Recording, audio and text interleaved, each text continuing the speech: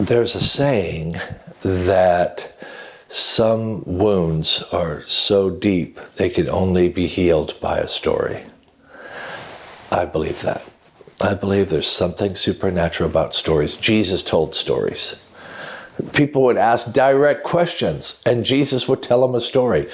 There's something healing about story. These are Jesus stories. Lots of different people, lots of different backgrounds. But this story is a part of something that you need to hear. Watch it, share it. Here it is. Well, every weekend we share a story, and we believe the scripture when it says we overcome by the word of our testimony. And so would you welcome my friend Abdul Gaddy here today?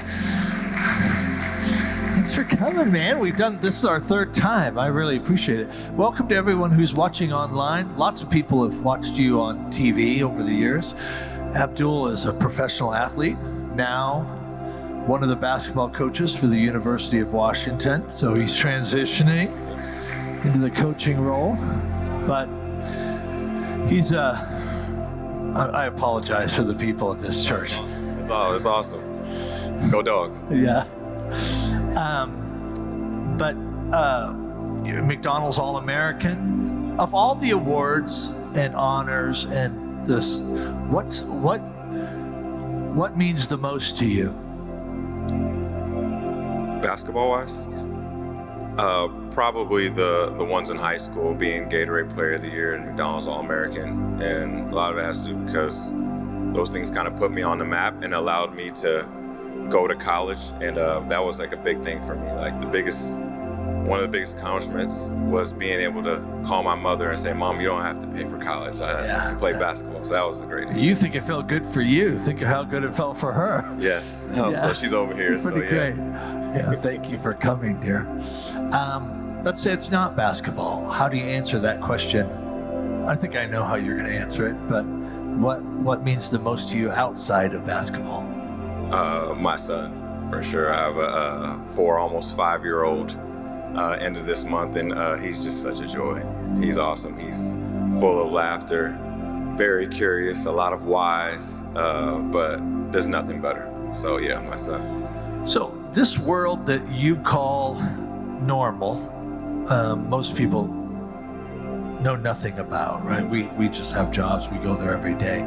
But I mean, the way you have made your living is highly public, highly scrutinized. If I have a bad day, a few people will write me emails or something, but I mean, it's like you go online and people are commenting about how come Abdul didn't do this and how come he missed that shot.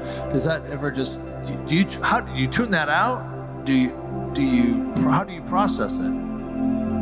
You have to learn how to tune it out because you got to do the job. And as we've talked about, I signed up for that a long time ago when I decided I want to play basketball. Like, I loved it. I loved everything about it. And so it's just part of it, but it's not easy. It's hard. There's been plenty of days where I call my mom or call my friends and be like, "Man, they said this about me," or "They said I didn't do this or that." Those are tough times, but you learn through a process, and you have family who support you, so you go through the process of that. But basketball's been good to you. You mean you've been all over the world. You played in the NBA. You played overseas. You're a blessed man. Does it always feel like a blessing, though?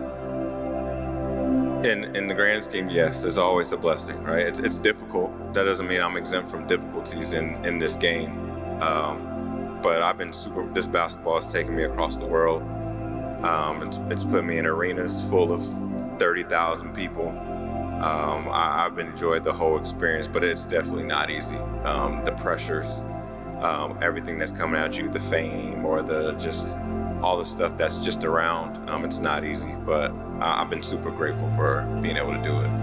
Talk about the Jesus stuff, because you grew up, you knew about God. Yes. Did you always believe in God? I always believed in God.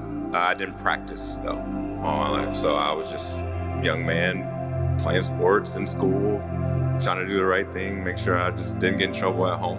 Yeah.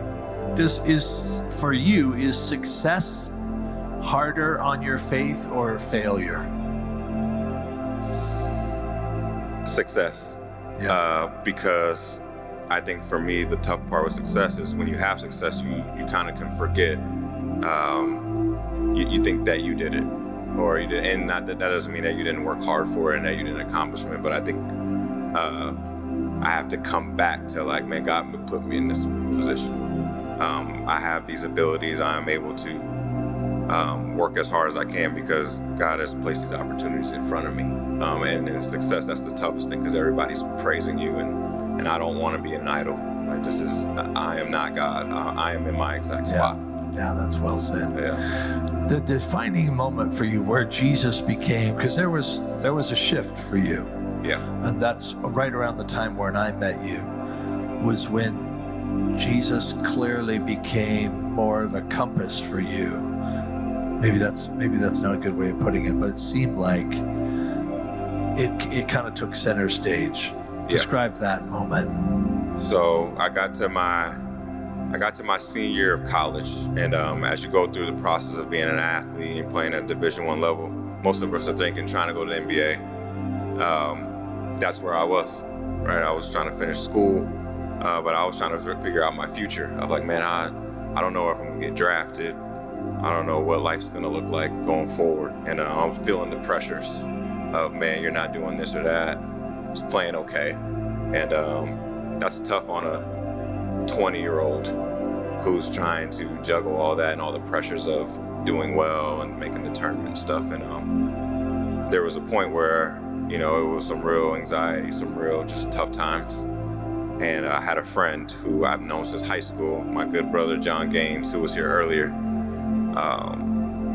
He would always, every year, come to a UW game. He'd always throw little nuggets like, man, you should come to church with me every year. And I'd be like, yeah, no, sure. But I wouldn't go. But this specific time, we talked, he came to a game and then he called me. And I was like, man, I'm struggling, man. I'm not in a good spot. I don't know what's gonna happen. And I was in my car and he was like, man, I'm gonna ask you something. I don't know what you're gonna say, but he's like, I think you should try it. He was like, you should pray for Jesus to be into your life, like right now. And I was like, just like that?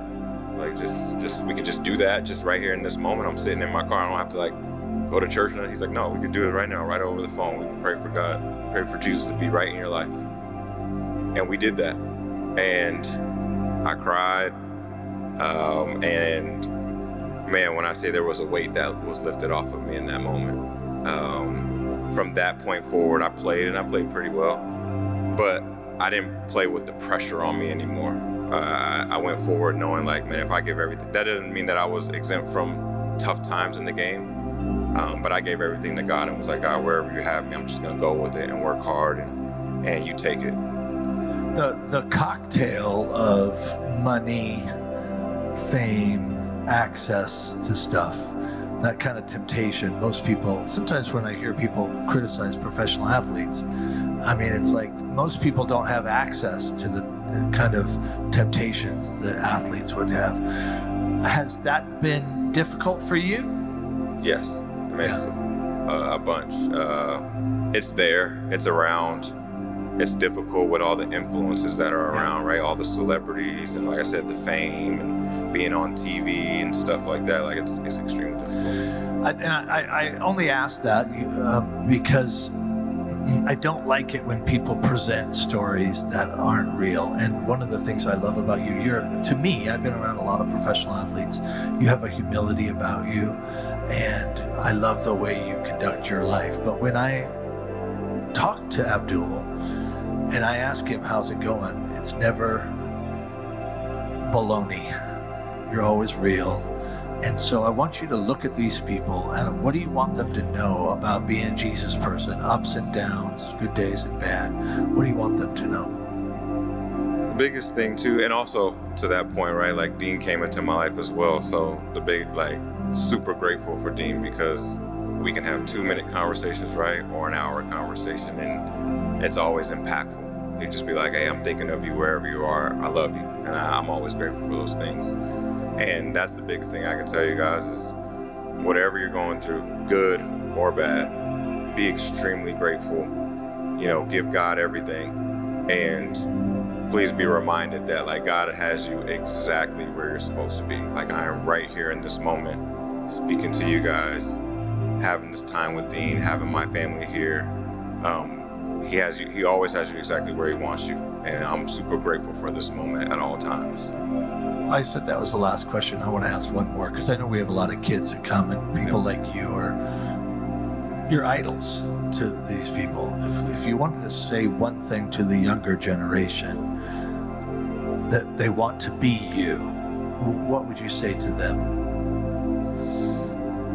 I would say stay in the moment, right? Enjoy all the stuff of like being a kid. And then I also think too, I tell our young athletes this as well, like especially even the youngers, is like, please listen to your parents, listening to your mentors, listening to your teachers, like stuff as simple as that. And following direction is gonna take you so far because, usually you have the right people in your life, you would hope, God willing.